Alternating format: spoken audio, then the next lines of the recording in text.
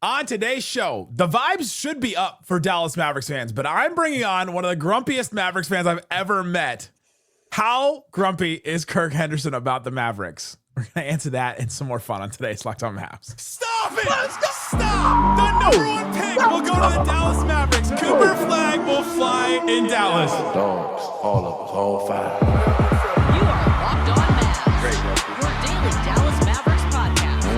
Part of the Locked On Podcast Network. Still can't leave. Your team every day. I'm going to get a city like that. And welcome. You are Locked On to the Dallas Mavericks, your team every day. My name is Nick Angstadt, media member covering the Mavs for 10 years. Thanks for being an everyday making Locked On Mavs your first listen. This episode is brought to you by Monarch Money. Take control of your finances with Monarch Money. Use the code LOCKEDONNBA to get 50% off your first year at monarchmoney.com.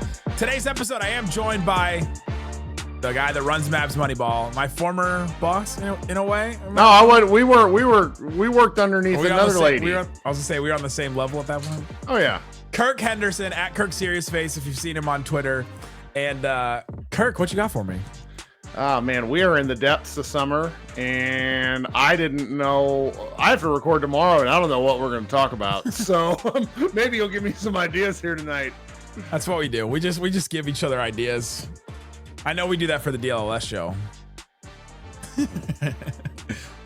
of which we have a text chain with them, and we laugh every time we do the same topic.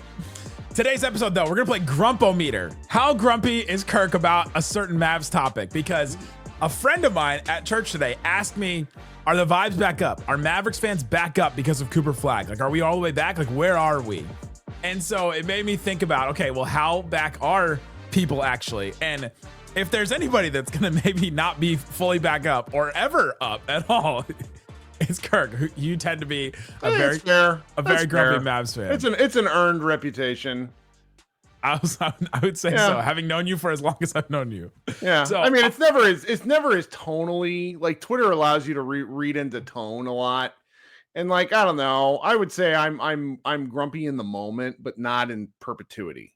If that I would agree with that. But there are things that set you off. The Peter Griffin, what really grinds my gears segment that he does on Family Guy. I feel like that's your whole thing.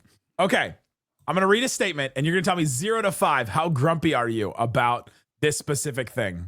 Okay, 5 being the most grumpy. 5 being extremely grumpy. 0 being like, you know what? That doesn't bother me. Just rolls off my back. Nothing. First one. This is a hard one for you. Cooper Flagg is a Dallas Maverick. Just a 0. It's a 0. I was listening to your intro, and I did not record because the Mavericks had a 1% chance of winning. It's like I was at my kid's baseball practice, and I just start screaming like a lunatic, and no one understood why. And I'm like, God. So it's like, this is, I mean, in the range of outcomes, I had never really considered this one. So what? And what's interesting is I've actually followed him a lot just because I really like developmental basketball. And so I've paid attention to who he was since he was about 14 or 15 years old, and he's a xenomorph on defense. I know. Like he just appears places, and then on offense, it feels silly to really talk about what his ceiling could be because I think he could be anything.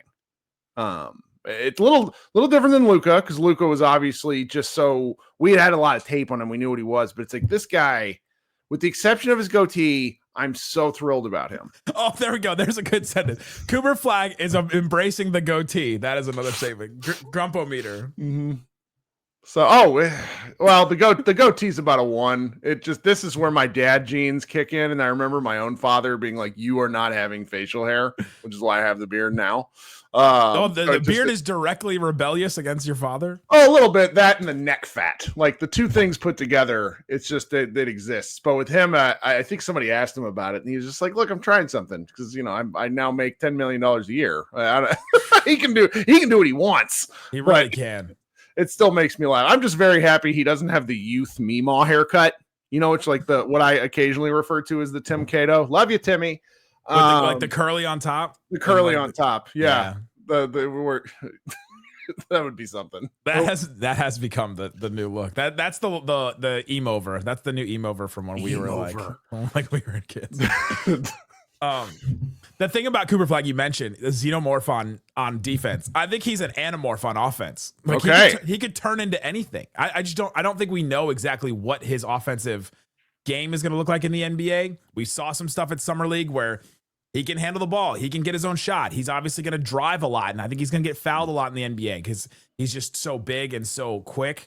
And so he can take spot up shots. We've seen that. He can run a pick and roll. He can also set screens. Like there's so many things he can do. I just don't know what his offensive game is going to fully morph into yet. Yeah, you and I were both at each of his 2 Summer League games, and the stat that sort of just lives in my head that I think about is that he played close to 60 minutes between those 2 games. Got to be around there. You remember how many turnovers he had? Because I do. It was 3, right? 3. That was absurd. He handled the ball a lot. He was tired. He made smart decisions. The game winner in the first game, he saw the read the whole way. And I've really, because I have like a 9-year-old little boy and he has tunnel vision, just the way they are. So like I've really, as I've grown, as I'm watching like youth basketball a lot, I've really grown to appreciate like people who can see the floor. And like, since we've been Mavs fans, since you've been covering Locked On, we've had like some really good point guards. I mean, even back during some of the leaner years before Luka, we had guys that knew how to run the point guard position. Make fun of Raymond Felton all you want. The guy knew how to play point guard. And so this year, it's going to be kind of lean. It's not to say Brandon Williams and our other guys. It's Russell just and they're not their NBA position is secondary guard. It's not to say they can't make reads or anything like that, but it's a different level. And I think Flagg is going to bring something to the table there where they're letting him play make a lot. And sure, there are going to be mistakes, but I'm okay with that because the developmental years, like when you're on the way up, the first 3 years of Luka were the most fun, like in terms of just talking. Yeah, the rise. Everybody's not mad yet. So it's like I'm really looking forward to that part of this.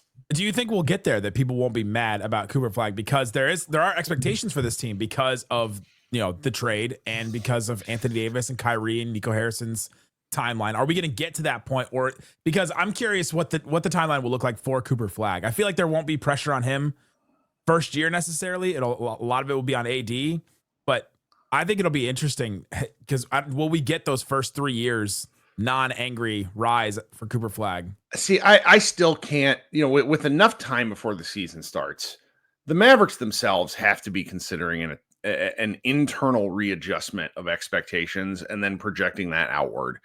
Calling yourselves a contender, like the Mavericks don't have anybody that can attack off the dribble regularly other than AD and maybe D'Lo right now with Irving out. So it's just, I think they owe it to themselves to readjust the expectations and say, you know what, we want to make the playoffs and then we'll take it from there. And I think that if you walk it back now, are people like me going to continually hold over the earlier statements? Probably. Walk what back? Walk back the we're contenders comments. Are people going to continually hold that over the organization? Probably. But are there going to be a lot of people who ride with the expectations, the change in just maybe being a playoff team? I think so, because at the end of the day, if you're a real diehard and you're watching 75 out of 82 games, you just want to like the basketball more than anything else. And that's sort of where I'm coming to. It's like, you and I sometimes joke about the folks in our comments that get really angry, they're just going to disappear if the team happens to not be great. Whereas we have to keep watching, and because it's our job, we like the team, but it's also our job. And I just really want to watch good, but at least interesting basketball. I'm trapped by this team now. And so are you. And yeah, but I will say, like, if we're talking about me being grumpy, they're going to be weird. And weird is different. Like heading into the 24-25 season, my co-host Josh Bowe, who is a really analytical guy, and I don't think he'd even consider himself like a Mavs fan anymore. He's just kind of an analyst. He's just like, there's not much more I can say about this team. We've got to a particular point where this is who they are. How high can the ceiling go? Whereas with this Mavericks team, are they going to be the most dribble handoff like team in the league? Like what sort of weird things are going to happen on offense? Probably. Who's going to score in the paint on them if Anthony Davis looks awake? Like it's gonna be, there's just like all sorts of like really legitimately interesting angles. And from a coverage point of view, that makes me pretty excited.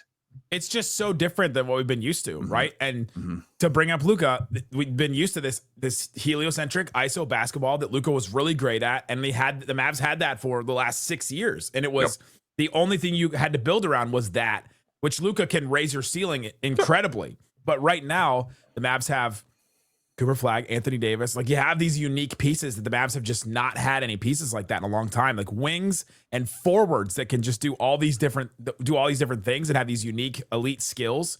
How many wings have the Mavs had the last couple of years in the Luka era that were like literally just 3-and-D, and then that's kind of. I mean, the 2022 the Western Conference Finals run where like you were the third big man on the team. The Bang Bros and Dwight Powell. They played those poor guys like 700 plus minutes. Like there were Dorian almost didn't have any tread on his tires at that point. Reggie Bullock did not. Bullock, yeah. Rest in peace, Reggie. That was it. The 2022 run was kind of it for him.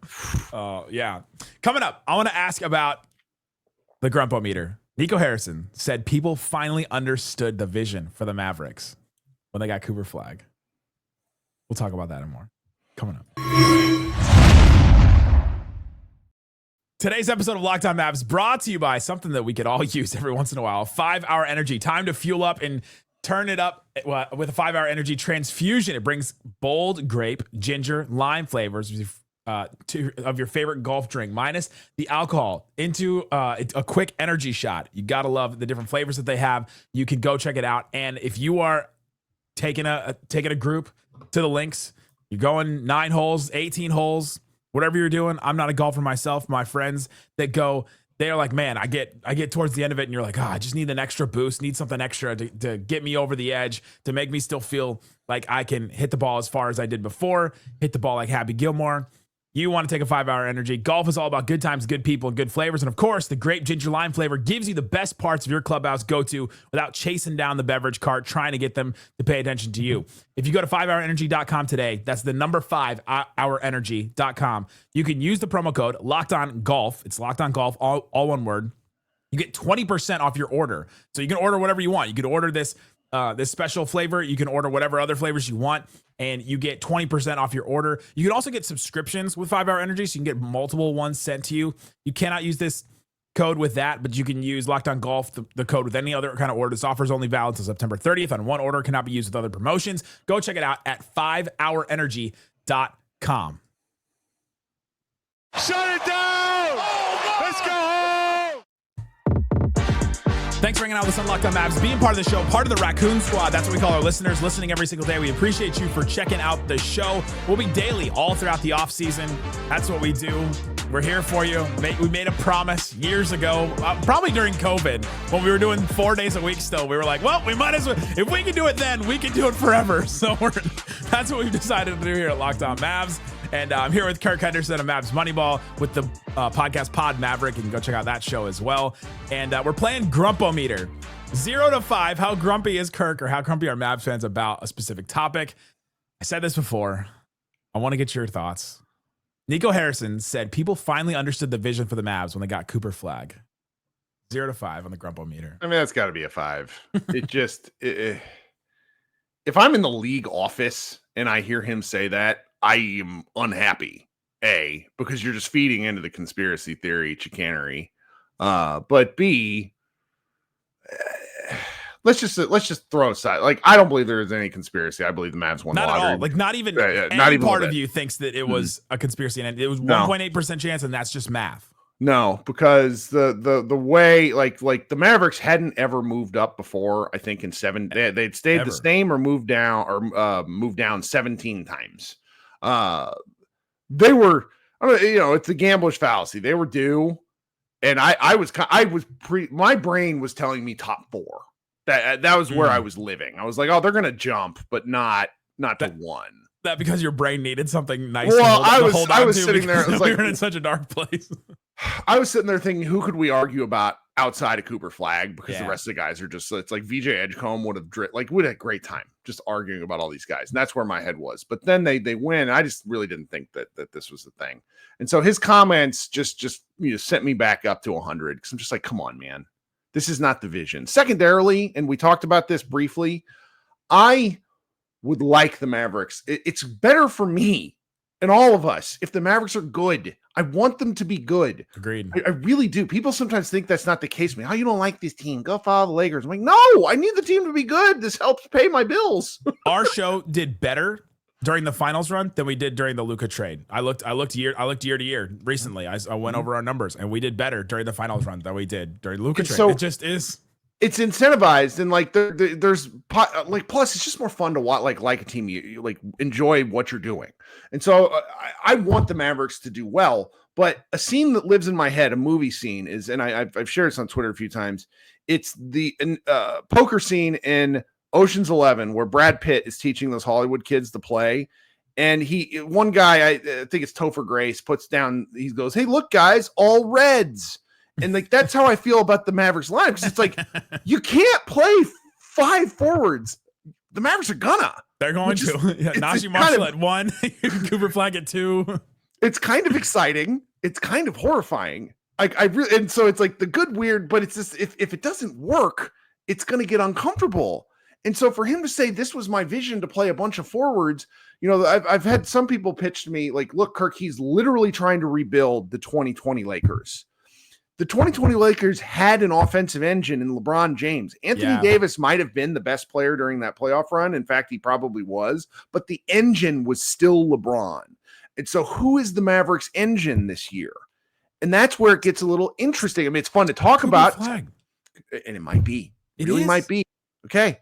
So it's until Kyrie comes back in some way. Mm-hmm. And so it's, to circle back to the statement, it's just a crazy thing to say. Like fortune favors the bold is a crazy thing to say. Like it's admirable because as a person who says lots of stupid things, I have experience in this, and I want other people to not say stupid things. So Nico Harrison said fortune favors the bold because like when the Mavs got the number 1 pick. Do you think he meant like legitimately like the basketball gods, the universe, like fortune came for him because he was bold in some move? Like that literally happened, like some kind of karmic. I mean, let's analyze force. All his big picture moves going back to the moment he came on board. And let's assume that Dennis Lindsey played a part in some of them, but the Christian Wood trade where you move 4 contracts for Christian Wood, that's a pick. That's a gamble because Wood didn't work. Only Luka is a floor raiser. After that, you have Kyrie Irving. That is a massive gamble. I am on record hating that trade so much because Kyrie Irving had a lot of baggage. Now, he's won me over. I was wrong. Then after that, you head to the next trade deadline where he attempted to trade 2 firsts for what we now know is the corpse of Kyle Kuzma. It just did. That's an all-in move. Change his number to 0. He's gonna be back up this year. All of those could be described as all-in moves, and then it just didn't work because for some reason the Wizards are nuts. And PJ Washington and Gafford, if you view those as kind of one collective move, which I do in my head, another all-in move, but a great move. And now Luka Doncic, an all-in move. So he's got, like, when he says fortune favors the bold, I think he means it because he's sitting here saying, I've done things that have paid off. Now, does any gambler acknowledge the bets that don't pay off? I don't think so. He's not did a couple times, but okay. But I don't think you're going to get Nico Harrison to say, I really wish that Kyle Kuzma trade would have worked out. No, it's definitely a PR thing for them to point out the things that worked and to continue to point those things out. And it feels like Nico has gone back to, well, you guys didn't think Kyrie would work, and now look at that. Fair point. And he's done that. Go back to the Porzingis trade that he made, like one of the first big moves where we were like, oh my gosh, that was a big risk where you bring in Dinwiddie and Davis Bertans, like that at the time, what seemed nuts. And you had to really squint to see the vision of that one. And then that one ended up working out too. It is kind of wild that these moves have worked out for him. All right, another Grump-O-Meter statement. Nico Harrison is still the GM of the Dallas Mavericks. 3. My heart says 5. My brain says 2 to 3. Because in my where I stand is that I believe ownership we got so used to Mark Cuban being so involved. A lot of owners literally give GMs, just go do the job. Come to me with anything you think you need to come to me for. I think Nico Harrison has been given the ability to do his job as he sees fit. That has not been the case for Dallas teams. Right. And so we're all just sort of like this week. That's a great point. We're all sort of brain broken by this. Like I compare the power that Nico Harrison has to what Neil O'Shea had up in Portland, where he could kind of do whatever he wanted right up until he couldn't. And I think that's going to be the case with Dallas. And so there's, as much as we will want to chant fire Nico, they're not going to do it right now. Now, is this season, like if they come out and don't look great, do I expect Nico Harrison to be the general manager by the time the Dallas Mavericks draft in 2026? I don't, because I that's just too much. You can't promise the moon after the finals and underperform twice. I think Kid will be the sacrificial. He'll be the scapegoat first before Nico. But we'll see. Yeah. Coming up, Kyrie Irving.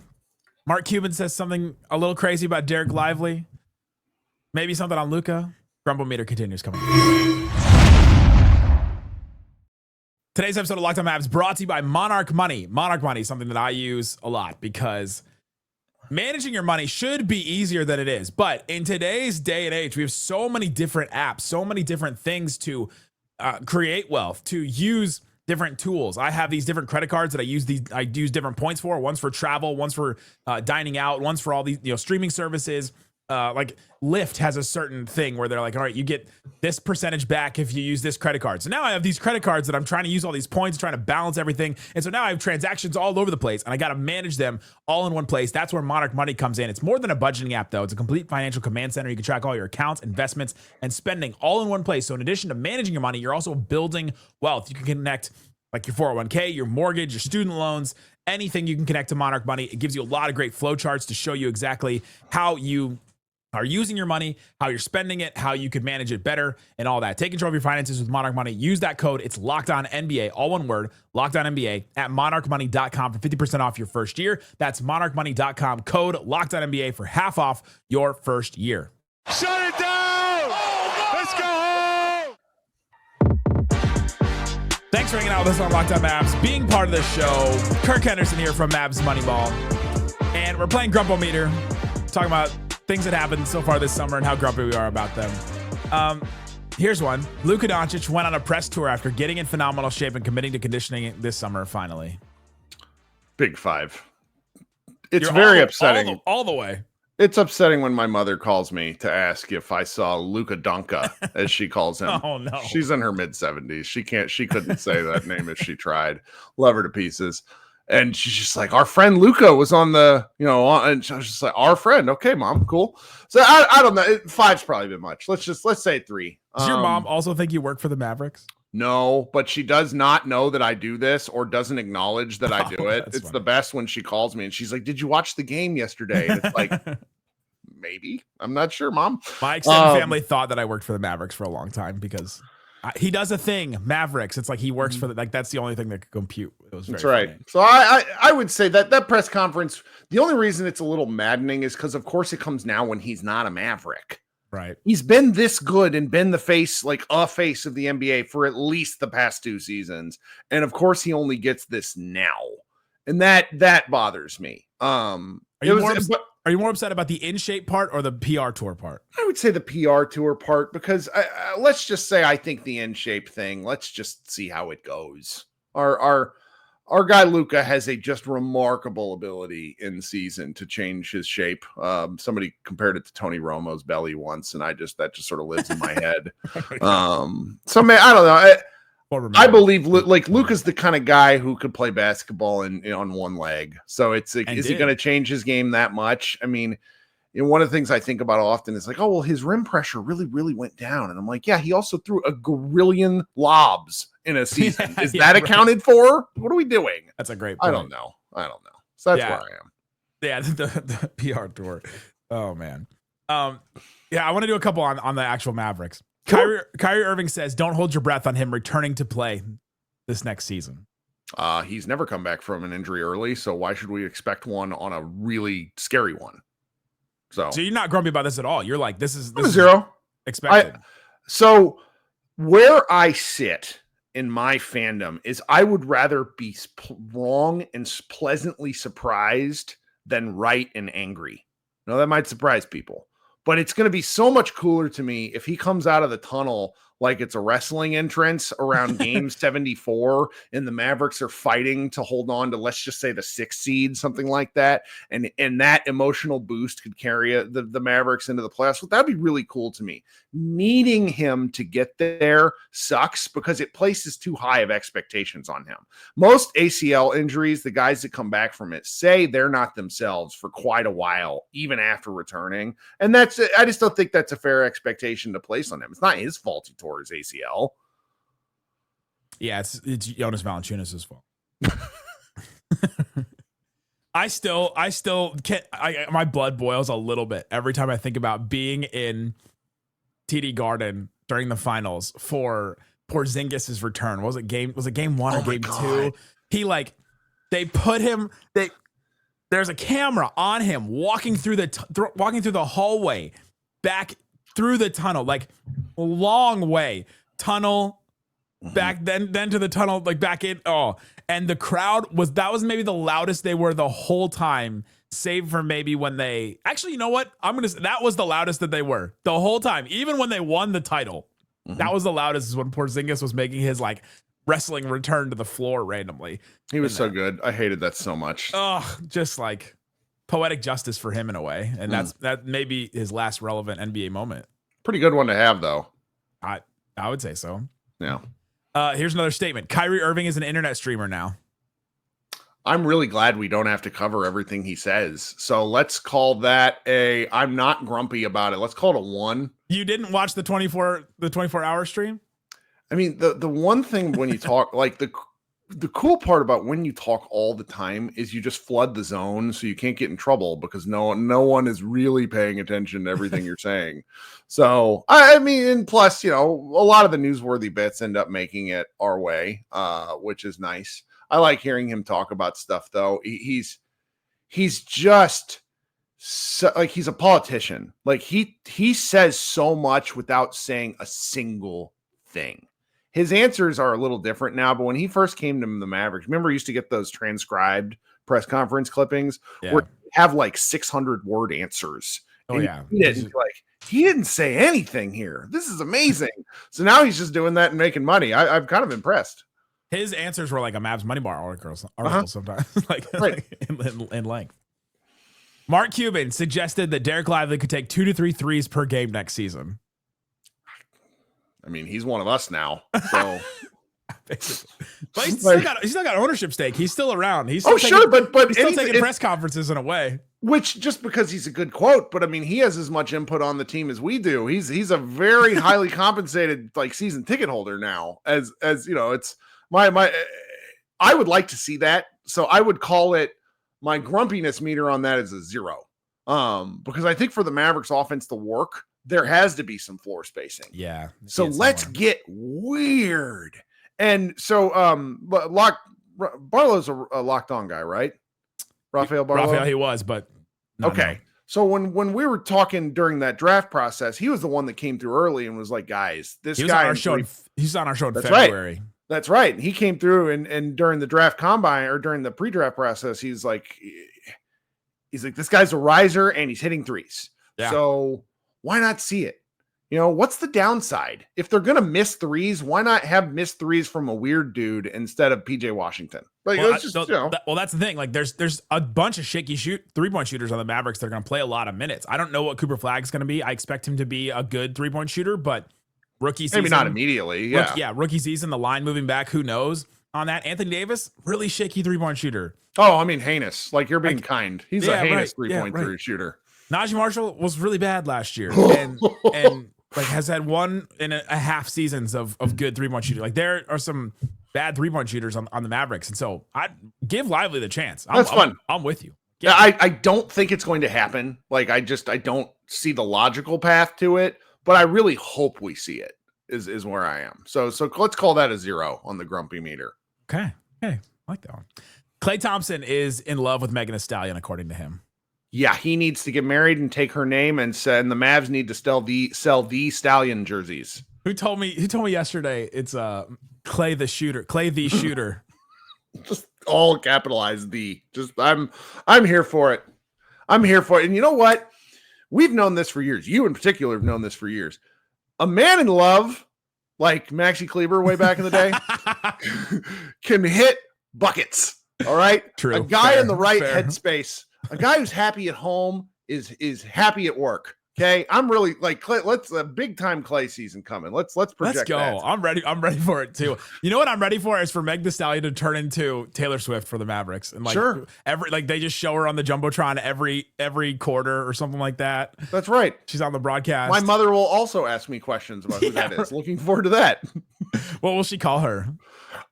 Megan. I'm horrified. I can't even project that one.